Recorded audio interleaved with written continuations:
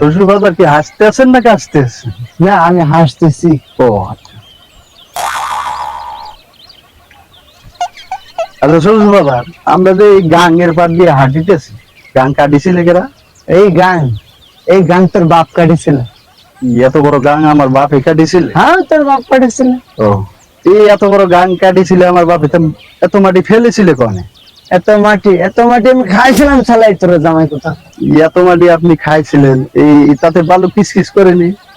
দেখ আরেকটা কথা কইছে তাহলে কিন্তু দাঁত বাইরে তাহলে আমি শ্বশুর বাড়িতে দুধ চাবাই খাবার বুঝতে চাবা খাবানি কেমন করি। তুই যে এত পর জ্বালাতে আসতেছে, এতে কি বুঝতে পারতেছ না বুঝতে চাবা খাবানি কেমন করে? আচ্ছা শ্বশুর বাবা, আপনি বিয়ে করিয়েছেন? তোমার জ্বালা আমি বলে বিয়ে করেছি না, বিয়ে না করে তোরটা আসলো করতে কি? ও তাও তো কথা। তো আপনি কোনো ছেলে পেলে হয়নি? খাইছে মরে একবার বাইরে কিন্তু ঠ্যাং বাইরে দেবো শালাই তোর জামাই কথা। আমার ছেলে পেলে হয়েছে না কি? তোরটা আসলো করতে কি? ও তাও তো কথা।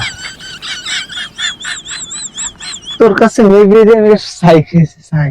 এই ছাই খেতে গেলেন কেন? আমার কাছে গেলে তো আমি 10 কেজি চাল পাবো। ওরে মোর জ্বালা,